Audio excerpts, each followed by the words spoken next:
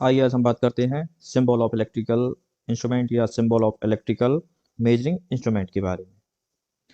क्या होता है कि जो मेजरिंग इंस्ट्रूमेंट या इलेक्ट्रिकल मेजरिंग इंस्ट्रूमेंट हैं उनमें कुछ सिंबल बने होते हैं।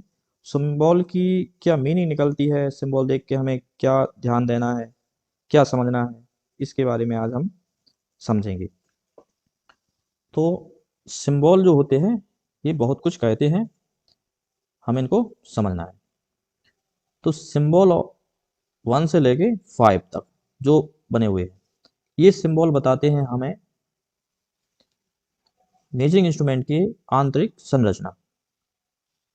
इसका मतलब है कि मेजरिंग इंस्ट्रूमेंट जो होते हैं उसकी आंतरिक संरचना क्या है, ये हमें बाहर से सिंबल देखकर पता चल जाएगी। मेजरिंग इंस्ट्रूमेंट को ओपन करने की आवश्यकता नहीं पड़ेगी। तो स्टार्ट करते हैं पॉइंट नंबर 1 से। पॉइंट नंबर 1 पर जो सिंबल बना हुआ है ये है मूविंग आयरन प्रकार के मेजरिंग इंस्ट्रूमेंट का, जो कि कुछ इस तरह से बनाया जाता है। ये हमें बताता है कि इसमें जो आंतरिक संरचना है मेजरिंग इंस्ट्रूमेंट की वो है मूविंग आयरन प्रकार की। इसमें कॉइल नहीं मूव करेगी, आयरन मूव करेगा। बात करते हैं पॉइंट नंबर 2 की। मूविंग कॉइल इंस्ट्रूमेंट या मूविंग कॉइल मेजरिंग इंस्ट्रूमेंट का जो सिंबल होता है कुछ इस तरह से बनता है। इसमें इसके नाम से ही पता चल जाता है कि इसमें कॉइल मूव करने वाली है, बाकी सारे पार्ट्स स्थिर रहने वाले हैं। कॉइल के साथ इसका पॉइंटर लगा होता है, तो इससे हमें पता चल जाएगा। पॉइंट नंबर 3, ये जो सिंबल बना हुआ है ये है इलेक्ट्रोडायनामिक इंस्ट्रूमेंट का। पॉइंट नंबर 4, ये जो सिंबल है ये है आयरन इलेक्ट्रोडायनामिक इंस्ट्रूमेंट का। पॉइंट नंबर 5, ये जो सिंबल है ये है इलेक्ट्रोस्टैटिक मेजरिंग इंस्ट्रूमेंट का। इस तरह से हमने देखा कि ये जो सिंबल है ये हमें मेजरिंग इंस्ट्रूमेंट की आंतरिक संरचना बता देते हैं। अब आंतरिक संरचना से क्या मतलब होता है, जैसे किसी मेजरिंग इंस्ट्रूमेंट के बारे में हमें नहीं पता कि इसको हमें यूज़ कहाँ करना है, डीसी पर करना है कि एसी पर करना है, या किस तरह के हमें परिणाम प्राप्त होने वाले हैं। बहुत सारी मीनिंग निकलती है इनकी आंतरिक संरचना के कारण। तो ये सिंबल हमें बता देंगे कि इसको यूज़ कहाँ करना है। यदि मूविंग आयरन प्रकार का या एम आई प्रकार का जो मूविंग आयरन इंस्ट्रूमेंट है ये यूज़ कर सकते हैं हम एसी और डीसी दोनों प्रकार की धारा पर। लेकिन जो मूविंग कॉइल प्रकार का मेजरिंग इंस्ट्रूमेंट है ये सिर्फ हम डीसी पर ही यूज़ कर सकते हैं। इस तरह से हमें ये ज़रूरी नहीं है कि मेजरिंग इंस्ट्रूमेंट पर लिखा हो कि इसको हमें कहाँ यूज़ करना है, एसी पर या डीसी पर। हमें इसकी सिंबल से भी पता चल जाएगा कि हमें यूज़ कहाँ करना है। बात करते हैं पॉइंट नंबर 6, 7, 8, 9। इसमें ये जो स्टार बने हुए हैं इन स्टार्स का क्या मतलब होता है। मेजरिंग इंस्ट्रूमेंट में जो स्टार बने होते हैं इससे तात्पर्य होता है कि इंस्ट्रूमेंट को बनाते समय इसका इंसुलेशन कुछ वोल्टेज के लिए टेस्ट किया जाता है। तो किस मेजरिंग इंस्ट्रूमेंट का टेस्टिंग वोल्टेज क्या रहा होगा वो पता चलता है स्टार के अंदर लिखे हुए अंकों के माध्यम से। तो यदि स्टार के अंदर 0 लिखा हुआ है इसका मतलब होता है नो टेस्ट ऑफ वोल्टेज। क्या तात्पर्य होता है इसका, इसका तात्पर्य होता है कि इस इंस्ट्रूमेंट को किसी भी वोल्टेज पर टेस्ट नहीं किया गया है।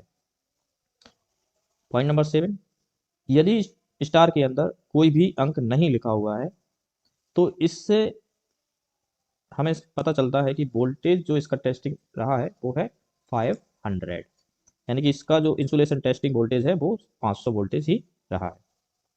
पॉइंट नंबर 8, यदि स्टार के अंदर 2 लिखा हुआ है तो इसका मतलब होता है कि मेजरिंग इंस्ट्रूमेंट को बनाने के बाद इसका इंसुलेशन 2000 वोल्टेज पर टेस्ट किया गया है।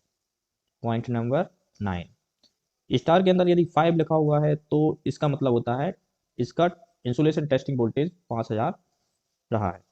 तो इस तरह से हमने स्टार के अंदर लिखे हुए अंकों से जाना कि मेजरिंग इंस्ट्रूमेंट को बनाने के बाद इसका इंसुलेशन कितने वोल्टेज पर टेस्ट किया गया है। बात करते हैं पॉइंट नंबर 10 की। ये जो सिंबल बना हुआ है ये सिंबल बताता है कि नॉन स्टैंडर्ड इंसुलेशन वोल्टेज।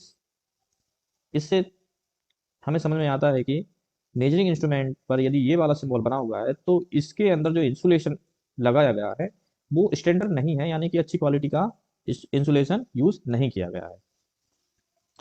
बात करते हैं पॉइंट नंबर 11 की। यदि ये वाला जो सिंबल है ये मेजरिंग इंस्ट्रूमेंट में बना हुआ है तो इससे हमें पता चलता है कि read the instruction manually before use. मतलब हमें इंस्ट्रूमेंट को यूज़ करने से पहले इसका इंस्ट्रक्शन मैनुअल पढ़ना होगा, उसके बाद ही हम इस इंस्ट्रूमेंट को यूज़ कर सकते हैं। बात करते हैं पॉइंट नंबर 12 की। पॉइंट नंबर 12, 13 एंड 14 ये तीनों सिंबल बताते हैं हमें उपकरण को रखने की पोजीशन। इसका मतलब ये है कि हमें उपकरण को किस पोजीशन में रखना है, वर्टिकल, हॉरिजॉन्टल या किसी एंगल पे, ये हमें बताते हैं इसके सिंबल। तो यदि इस तरह से ये उल्टा टी जैसा अगर बना हुआ है तो इसको हमें रखना है वर्टिकल। यदि इस टाइप का सिंबल बना हुआ है तो इसको हमें रखना है हॉरिजॉन्टल। और यदि कुछ एंगल पे झुका हुआ है और उसके अंदर कुछ एंगल लिखे हुए हैं तो हमें उस उपकरण को उतने ही एंगल पे सेट करना है, उसके बाद ही उसके द्वारा हमें कोई विद्युत धारा की राशि को मेजर करना है। यदि हमने इसकी पोजीशन को ठीक से सेट नहीं किया तो इसके द्वारा जो हमें मान प्राप्त होने वाला है वो ठीक या सटीक मान हमें प्राप्त नहीं हो सकता। इसलिए उपकरण को रखने से पहले इसकी पोजीशन सेट करना बहुत ज़्यादा इंपॉर्टेंट है। बात करते हैं पॉइंट नंबर 15 की, एरर प्रतिशत। अब एरर प्रतिशत क्या होता है? क्या होता है कि जो मेजरिंग इंस्ट्रूमेंट हैं ये जो हमें मान बताते हैं वो मान परफेक्ट नहीं होता।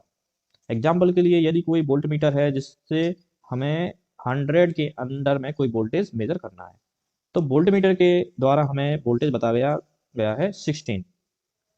तो इससे ये मतलब नहीं निकलता कि उस सोर्स में 16 वोल्ट ही है। इसके आगे पीछे +-1 हो सकता है या +-2 हो सकता है। यानी कि 16 जो वोल्टेज बताया गया है 60 से आगे भी हो सकता है थोड़ा सा, या 60 से पीछे भी हो सकता है, 61 हो सकता है, 62 हो सकता है, 59 हो सकता है, 58 भी हो सकता है। तो ये पता चलता है हमें मेजरिंग इंस्ट्रूमेंट में लिखे हुए त्रुटि प्रतिशत से कि उसमें कितने प्रतिशत की त्रुटि है। बात करते हैं पॉइंट नंबर 16 की। ये जो सिंबल है, यदि इस तरह का सिंबल बना हुआ है तो हमें मेजरिंग इंस्ट्रूमेंट को यूज करना है डीसी धारा पर। और यदि ये वाला जो सिंबल बना हुआ है तो हमें मेजरिंग इंस्ट्रूमेंट को यूज करना है डीसी और एसी दोनों प्रकार की धाराओं पर। लेकिन यदि सिंबल बना हुआ है सिर्फ ऐसा, तो इसका मतलब होता है कि हमें मेजरिंग इंस्ट्रूमेंट को सिर्फ एसी धारा पर ही यूज करना है। इस तरह से हमने पॉइंट नंबर 16, 17 और 18 को समझा कि ये जो सिंबल है ये हमें बताते हैं कि हमें मेजरिंग इंस्ट्रूमेंट को किस तरह की धारा में यूज करना है। यदि हम किसी गलत धारा में यूज करेंगे तो हमें मान नहीं प्राप्त होने वाला है। इस तरह से हमें सही मान वाले जो उपकरण है या सही धारा वाले उपकरण है कि जो एसी पर कार्य करते हैं वो एसी के लिए हम इस तरह से मेजरिंग इंस्ट्रूमेंट के जो हमने सिंबल समझे हैं, इससे हमें मेजरिंग इंस्ट्रूमेंट के बारे में बहुत ज़्यादा जानकारी प्राप्त हो गई है। मिलते हैं नेक्स्ट वीडियो में, तब तक के लिए मुस्कुराते रहिए, खुश रहिए।